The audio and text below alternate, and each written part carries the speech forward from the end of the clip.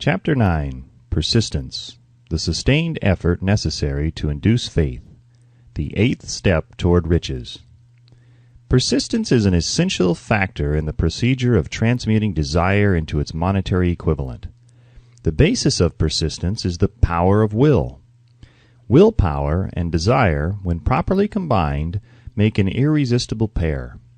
Men who accumulate great fortunes are generally known as cold-blooded and sometimes ruthless. Often they are misunderstood. What they have is willpower, which they mix with persistence and place back of their desires to ensure the attainment of their objectives. Henry Ford has been generally misunderstood to be ruthless and cold-blooded. This misconception grew out of Ford's habit of following through in all of his plans with persistence. The majority of people are ready to throw their aims and purposes overboard and give up at the first sign of opposition or misfortune. A few carry on despite all opposition until they attain their goal. These few are the Fords, Carnegies, Rockefellers, and Edisons. There may be no heroic connotation to the word persistence, but the quality is to the character of man what carbon is to steel. The building of a fortune generally involves the application of the entire 13 factors of this philosophy. These principles must be understood. They must be applied with persistence by all who accumulate money. If you are following this book with the intention of applying the knowledge it conveys, your first test as to your persistence will come when you begin to follow the 6 steps described in the second chapter.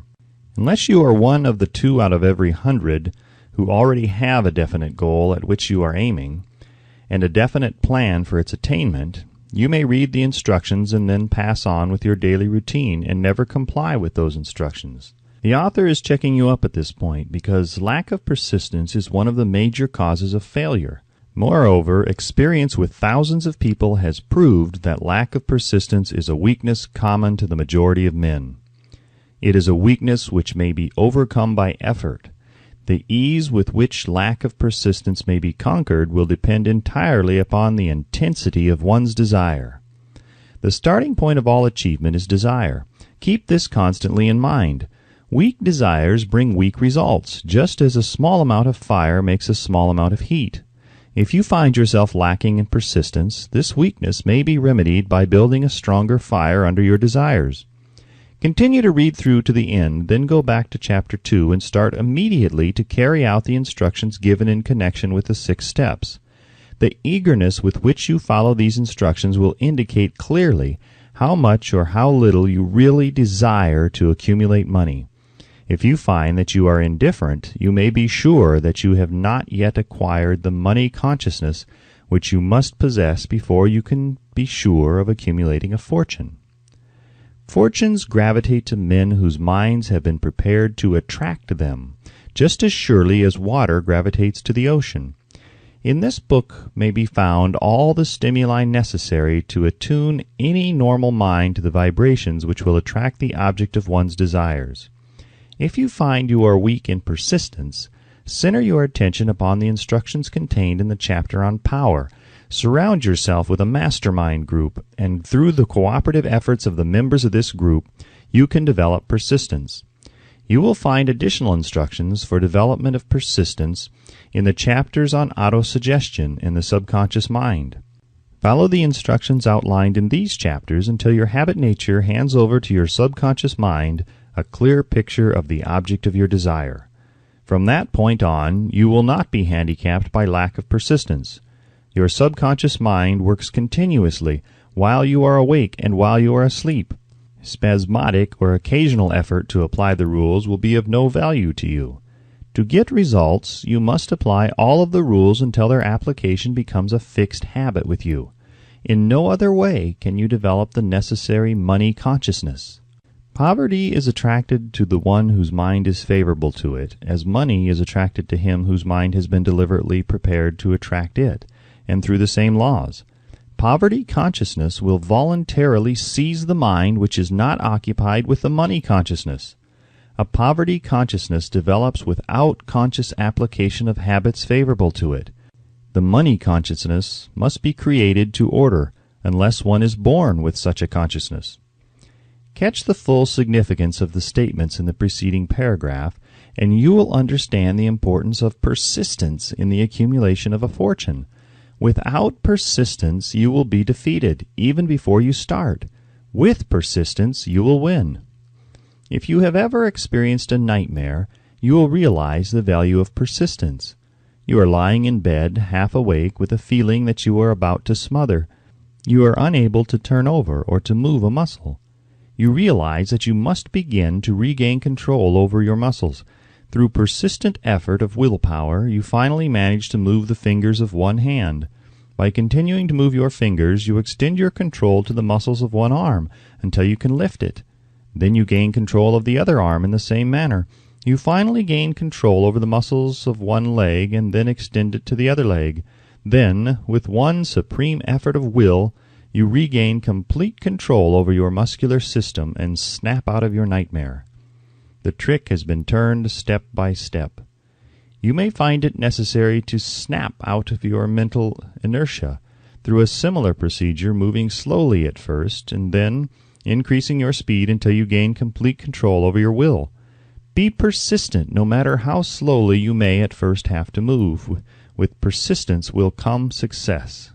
If you select your mastermind group with care, you will have in it at least one person who will aid you in the development of persistence. Some men who have accumulated great fortunes did so because of necessity. They developed the habit of persistence because they were so closely driven by circumstances that they had to become persistent. There is no substitute for persistence. It cannot be supplanted by any other quality. Remember this, and it will hearten you in the beginning when the going may seem difficult and slow. Those who have cultivated the habit of persistence seem to enjoy insurance against failure. No matter how many times they are defeated, they finally arrive up toward the top of the ladder.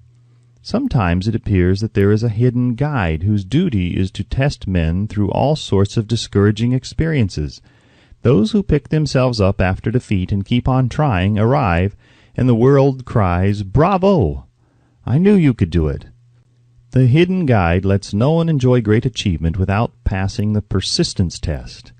Those who can't take it simply do not make the grade. Those who can take it are bountifully rewarded for their persistence. They receive as their compensation whatever goal they are pursuing. That is not all. They receive something infinitely more important than material compensation, the knowledge that every failure brings with it the seed of an equivalent advantage. There are exceptions to this rule. A few people know from experience the soundness of persistence. They are the ones who have not accepted defeat as being anything more than temporary. They are the ones whose desires are so persistently applied that defeat is finally changed into victory. We who stand on the sidelines of life see the overwhelmingly large number who go down in defeat, never to rise again. We see the few who take the punishment of defeat as an urge to greater effort.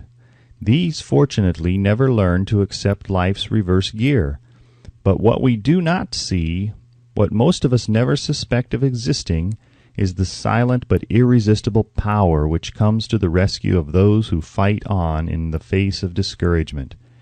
If we speak of this power at all, we call it persistence, and let it go at that. One thing we all know, if one does not possess persistence, one does not achieve noteworthy success in any calling. As these lines are being written, I look up from my work and see before me, less than a block away, the great mysterious Broadway, the graveyard of dead hopes, and the front porch of opportunity. From all over the world people have come to Broadway seeking fame, fortune, power, love, or whatever it is that human beings call success. Once in a great while someone steps out from the long procession of seekers, and the world hears that another person has mastered Broadway. But Broadway is not easily nor quickly conquered. She acknowledges talent, recognizes genius, pays off in money only after one has refused to quit. Then we know he has discovered the secret of how to conquer Broadway. The secret is always inseparably attached to one word: persistence. The secret is told in the struggle of Fannie Hurst, whose persistence conquered the Great White Way. She came to New York in 1915 to convert writing into riches. The conversion did not come quickly, but it came. For 4 years Miss Hurst learned about the sidewalks of New York from first-hand experience. She spent her days laboring and her nights hoping. When hope grew dim, she did not say, "All right, Broadway, you win." She said, "Very well, Broadway, you may whip some, but not me. I'm going to force you to give up." One publisher, the Saturday Evening Post, sent her 36 rejection slips before she broke the ice and got a story across. The average writer, like the average in other walks of life, would have given up the job when the first rejection slip came. She pounded the pavements for 4 years to the tune of the publisher's no, because she was determined to win. Then came the payoff. The spell had been broken. The unseen guide had tested Fanny Hurst, and she could take it. From that time on, publishers made a beaten path to her door. Money came so fast she hardly had time to count it. Then the moving picture men discovered her, and money came not in small change, but in floods. The moving picture rights to her latest novel, Great Laughter, brought $100,000, said to be the highest price ever paid for a story before publication. Her royalties from the sale of the book probably will run much more. Briefly, you have a description of what persistence is capable of achieving. Fanny Hurst is no exception. Wherever men and women accumulate great riches, you may be sure they first acquired persistence. Broadway will give any beggar a cup of coffee and a sandwich, but it demands persistence of those who go after the big stakes. Kate Smith will say amen when she reads this. For years she sang without money and without price before any microphone she could reach.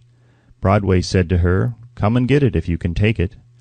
She did take it until one happy day Broadway got tired and said, "What's the use? You don't know when you're whipped, so name your price and go to work in earnest." Smith named the price. It was plenty. Away up in figures so high that one's week's salary is far more than most people make in a whole year. Verily, it pays to be persistent. Persistence is a state of mind, therefore it can be cultivated. Like all states of mind, persistence is based upon definite causes. Among them, these. A. Definiteness of purpose. Knowing what one wants is the first and perhaps the most important step toward the development of persistence. A strong motive forces one to surmount many difficulties. B. Desire. It is comparatively easy to acquire and to maintain persistence in pursuing the object of intense desire. C. Self-reliance. Belief in one's ability to carry out a plan encourages one to follow the plan through with persistence. Self-reliance can be developed through the principle described in the chapter on autosuggestion. D. Definiteness of plans.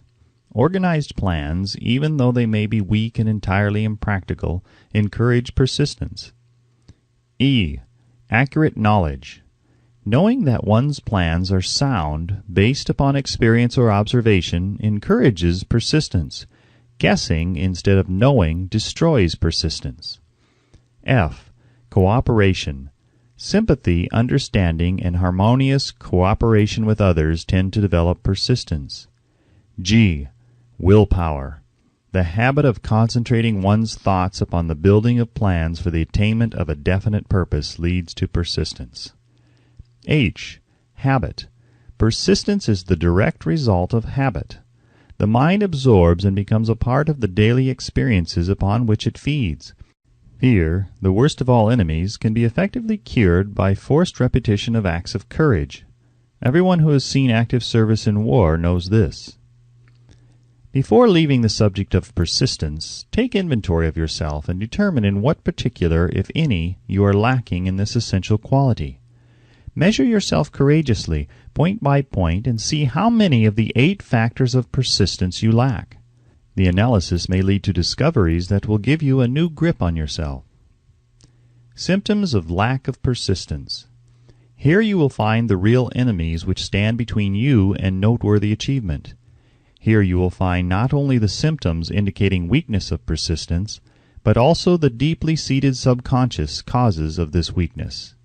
Study the list carefully and face yourself squarely if you really wish to know who you are and what you are capable of doing.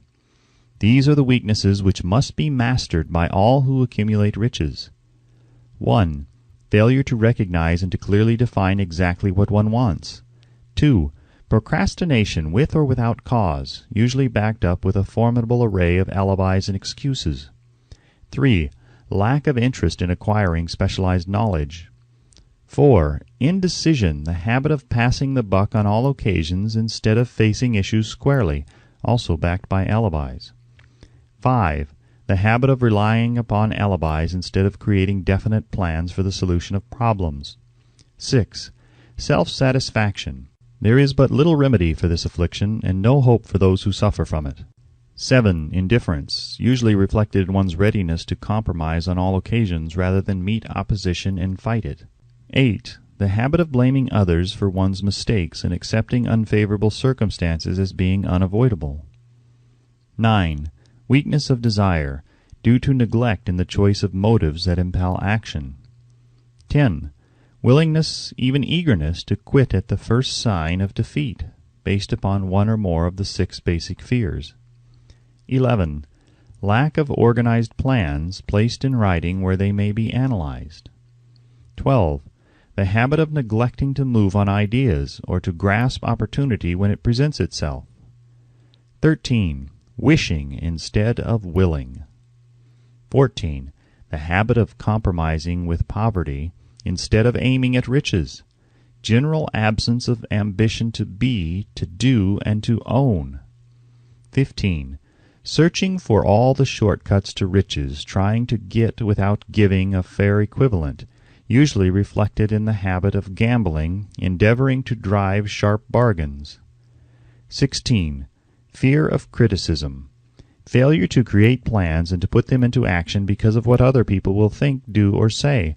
This enemy belongs at the head of the list because it generally exists in one's subconscious mind, where its presence is not recognized. See the 6 basic fears in a later chapter. Let us examine some of the symptoms of the fear of criticism. The majority of people permit relatives, friends, and the public at large to so influence them that they cannot live their own lives because they fear criticism. Huge numbers of people make mistakes in marriage, stand by the bargain, and go through life miserable and unhappy because they fear criticism which may follow if they correct the mistake. Anyone who has submitted to this form of fear knows the irreparable damage it does by destroying ambition, self-reliance, and the desire to achieve. Millions of people neglect to acquire belated educations after having left school because they fear criticism. Countless numbers of men and women, both young and old, permit relatives to wreck their lives in the name of duty because they fear criticism. Duty does not require any person to submit to the destruction of his personal ambitions and the right to live his own life in his own way. People refuse to take chances in business because they fear the criticism which may follow if they fail. The fear of criticism in such cases is stronger than the desire for success. Too many people refuse to set high goals for themselves or even neglect selecting a career because they fear the criticism of relatives and friends who may say, "Don't aim so high, people will think you are crazy." When Andrew Carnegie suggested that I devote 20 years to the organization of a philosophy of individual achievement, my first impulse of thought was fear of what people might say. The suggestion set up a goal for me, far out of proportion to any I had ever conceived. As quick as a flash, my mind began to create alibis and excuses, all of them traceable to the inherent fear of criticism. Something inside of me said, "You can't do it. The job is too big and requires too much time. What will your relatives think of you? How will you earn a living? No one has ever organized a philosophy of success. What right have you to believe you can do it? Who are you, anyway, to aim so high? Remember your humble birth. What do you know about philosophy? People will think you are crazy," and they did. "Why hasn't some other person done this before now?" These and many other questions flashed into my mind and demanded attention. It seemed as if the whole world had suddenly turned its attention to me with the purpose of ridiculing me into giving up all the desire to carry out Mr. Carnegie's suggestion. I had a fine opportunity then and there to kill off ambition before it gained control of me. Later in life, after having analyzed thousands of people, I discovered that most ideas are stillborn and need the breath of life injected into them through definite plans of immediate action. The time to nurse an idea is at the time of its birth.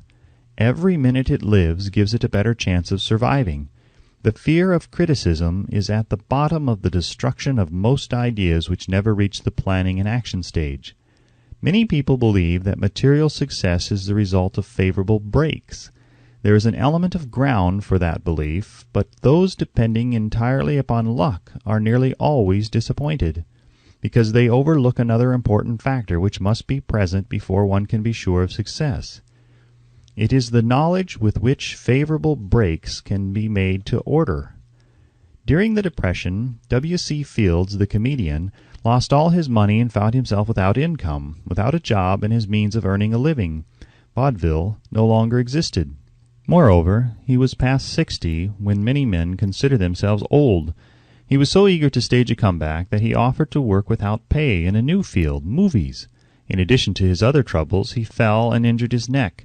To many, that would have been the place to give up and quit. But Fields was persistent. He knew that if he carried on, he would get the breaks sooner or later, and he did get them, but not by chance. Marie Dressler found herself down and out with her money gone with no job when she was about 60. She, too, went after the breaks and got them. Her persistence brought an astounding triumph late in life, long beyond the age when most men and women are done with ambition to achieve. Eddie Cantor lost his money in the 1929 stock crash, but he still had his persistence and his courage. With these, plus 2 prominent eyes, he exploited himself back into an income of $10,000 a week. Verily, if one has persistence, one can get along very well without many other qualities. The only break anyone can afford to rely upon is a self-made break. These come through the application of persistence. The starting point is definiteness of purpose. Examine the first 100 people you meet. Ask them what they want most in life, and 98 of them will not be able to tell you. If you press them for an answer, some will say security, many will say money, a few will say happiness, others will say fame and power, and still others will say social recognition, ease in living, ability to sing, dance, or write. But none of them will be able to define these terms or give the slightest indication of a plan by which they hope to attain these vaguely expressed wishes. Riches do not respond to wishes. They respond only to definite plans backed by definite desires through constant persistence. How to develop persistence? There are 4 simple steps which lead to the habit of persistence. They call for no great amount of intelligence, no particular amount of education, and but little time or effort. The necessary steps are: 1. A definite purpose backed by burning desire for its fulfillment. 2. A definite plan expressed in continuous action. 3. A mind closed tightly against all negative and discouraging influences, including negative suggestions of relatives, friends, and acquaintances. 4. A friendly alliance with one or more persons who will encourage one to follow through with both plan and purpose. These 4 steps are essential for success in all walks of life. The entire purpose of the 13 principles of this philosophy is to enable one to take these 4 steps as a matter of habit. These are the steps by which one may control one's economic destiny. They are the steps that lead to freedom and independence of thought. They are the steps that lead to riches in small or great quantities. They lead the way to power, fame, and worldly recognition. They are the 4 steps which guarantee favorable breaks. They are the steps that convert dreams into physical realities. They lead also to the mastery of fear, discouragement, indifference. There is a magnificent reward for all who learn to take these 4 steps. It is the privilege of writing one's own ticket and of making life yield whatever price is asked. I have no way of knowing the facts, but I venture to conjecture that Mrs. Wallace Simpson's great love for a man was not accidental, nor the result of favorable breaks alone. There was a burning desire and careful searching at every step of the way. Her first duty was to love. What is the greatest thing on earth? The Master called it love, not man-made rules, criticism, bitterness, slander, or political marriages, but love. She knew what she wanted, not after she met the Prince of Wales, but long before that. Twice when she had failed to find it, she had the courage to continue her search. To thine own self be true, and it must follow, as the night the day, thou canst not then be false to any man.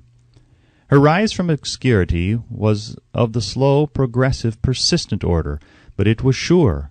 She triumphed over unbelievably long odds, and no matter who you are, or what you may think of Wallace Simpson, or the king who gave up his crown for her love, she is an astounding example of applied persistence, an instructor on the rules of self-determination, from whom the entire world might profitably take lessons.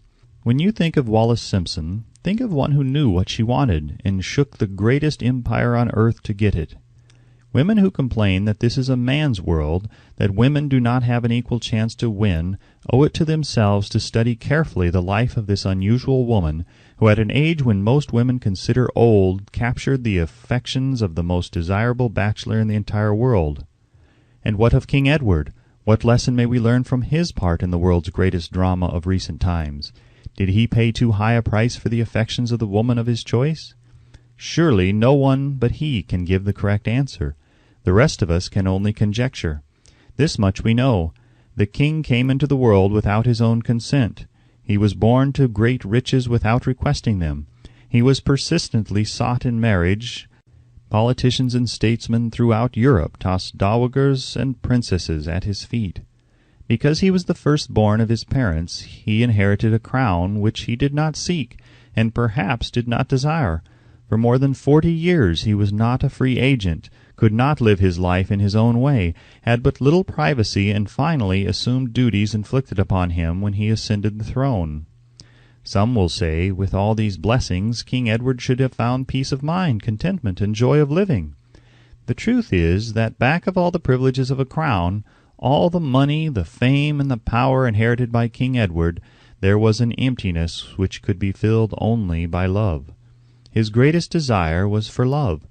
Long before he met Wallace Simpson, he doubtless felt this great universal emotion tugging at the strings of his heart, beating upon the door of his soul, and crying out for expression. And when he met a kindred spirit crying out for this same holy privilege of expression, he recognized it, and without fear or apology opened his heart and bade it enter. All the scandal-mongers in the world cannot destroy the beauty of this international drama, through which two people found love and had the courage to face open criticism, renounce all else to give it holy expression. King Edward's decision to give up the crown of the world's most powerful empire for the privilege of going the remainder of the way through life with the woman of his choice was a decision that required courage. The decision also had a price, but who has the right to say the price was too great? Surely not he who said, "He among you who is without sin, let him cast the first stone." As a suggestion to any evil-minded person who chooses to find fault with the Duke of Windsor because his desire was for love, and for openly declaring his love for Wallace Simpson, and giving up his throne for her, let it be remembered that the open declaration was not essential. He could have followed the custom of clandestine liaison, which has prevailed in Europe for centuries without giving up either his throne or the woman of his choice, and there would have been no complaint from either church or laity. But this unusual man was built of sterner stuff. His love was clean. It was deep and sincere. It represented the one thing which above all else he truly desired. Therefore he took what he wanted and paid the price demanded. If Europe had been blessed with more rulers with the human heart and the traits of honesty of ex-King Edward, for the past century that unfortunate hemisphere, now seething with greed, hate, lust, political connivance, and threats of war, would have a different and a better story to tell, a story in which love and not hate would rule. In the words of Stuart Austin Weir, we raise our cup and drink this toast to ex-King Edward and Wallace Simpson. Blessed is the man who has come to know that our muted thoughts are our sweetest thoughts. Blessed is the man who from the blackest depths can see the luminous figure of love, and seeing, sing, and singing say, "Sweeter far than uttered lays are the thoughts I have of you." In these words would we pay tribute to the two people who, more than all others of modern times, have been the victims of criticism and the recipients of abuse, because they found life's greatest treasure and claimed it. Mrs. Simpson read and approved this analysis. Most of the world will applaud the Duke of Windsor and Wallace Simpson because of their persistence in searching until they found life's greatest reward. All of us can profit by following their example in our own search for that which we demand of life. What mystical power gives to men of persistence the capacity to master difficulties? Does the quality of persistence set up in one's mind some form of spiritual, mental, or chemical activity which gives one access to supernatural forces? Does infinite intelligence throw itself on the side of the person who still fights on after the battle has been lost, with the whole world on the opposing side? These and many other similar questions have arisen in my mind as I have observed men like Henry Ford, who started at scratch and built an industrial empire of huge proportions with little else in the way of a beginning but persistence; or Thomas A. Edison, who, with less than 3 months of schooling, became the world's leading inventor and converted persistence into the talking machine, the moving picture machine, and the incandescent light, to say nothing of 100 other useful inventions. I had the happy privilege of analyzing both Mr. Edison and Mr. Ford year by year over a long period of years, and therefore the opportunity to study them at close range, so I speak from actual knowledge when I say that I found no quality save persistence in either of them that even remotely suggested the major source of their stupendous achievements. As one makes an impartial study of the prophets, philosophers, miracle men, and religious leaders of the past, one is drawn to the inevitable conclusion that persistence, concentration of effort, and definiteness of purpose were the major sources of their achievements. Consider, for example, the strange and fascinating story of Mohammed. Analyze his life, compare him with men of achievement in this modern age of industry and finance, and observe how they have one outstanding trait in common: persistence. If you are keenly interested in studying the strange power which gives potency to persistence, read a biography of Mohammed, especially the one by Asad Bai. This brief review of that book by Thomas Segru in the Herald Tribune will provide a preview of the rare treat in store for those who take the time to read the entire story of one of the most astounding examples of the power of persistence known to civilization. The Last Great Prophet, reviewed by Thomas Segru. Mohammed was a prophet, but he never performed a miracle. He was not a mystic, he had no formal schooling, he did not begin his mission until he was 40. When he announced that he was the messenger of God, bringing the word of the true religion, he was ridiculed and labeled a lunatic. Children tripped him, and women threw filth upon him. He was banished from his native city, Mecca, and his followers were stripped of their worldly goods and sent into the desert after him. When he had been preaching 10 years, he had nothing to show for it but banishment, poverty, and ridicule. Yet before another 10 years had passed, he was dictator of all Arabia, ruler of Mecca, and the head of a new world religion which was to sweep to the Danube and the Pyrenees before exhausting the impetus he gave it. That impetus was threefold: the power of words, the efficacy of prayer, and man's kinship with God. His career never made sense. Mohammed was born to impoverished members of a leading family of Mecca. Because Mecca, the crossroads of the world, home of the magic stone called the Kaaba, great city of trade and the center of trade routes, was unsanitary, its children were sent to be raised in the desert by Bedouins.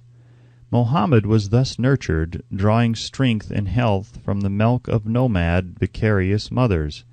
He tended sheep and soon hired out to a rich widow as leader of her caravans. He traveled to all parts of the Eastern world, talked with many men of diverse beliefs, and observed the decline of Christianity into warring sects. When he was 28, Khadija, the widow, looked upon him with favor and married him. Her father would have objected to such a marriage, so she got him drunk and held him up while he gave the paternal blessing. For the next 12 years Mohammed lived as a rich and respected and very shrewd trader. Then he took to wandering in the desert, and one day he returned with the first verse of the Koran and told Khadija that the archangel Gabriel had appeared to him and said that he was to be the messenger of God. The Koran, the revealed word of God, was the closest thing to a miracle in Mohammed's life. He had not been a poet, he had no gift of words. Yet the verses of the Koran, as he received them and recited them to the faithful, were better than any verses which the professional poets of the tribes could produce. This, to the Arabs, was a miracle. To them the gift of words was the greatest gift. The poet was all-powerful. In addition, the Koran said that all men were equal before God, that the world should be a democratic state. Islam. It was this political heresy, plus Muhammad's desire to destroy all the 360 idols in the courtyard of the Kaaba, which brought about his banishment. The idols brought the desert tribes to Mecca, and that meant trade. So the businessmen of Mecca, the capitalists of which he had been one, set upon Muhammad. Then he retreated to the desert and demanded sovereignty over the world. The rise of Islam began. Out of the desert came a flame which would not be extinguished, a democratic army fighting as a unit and prepared to die with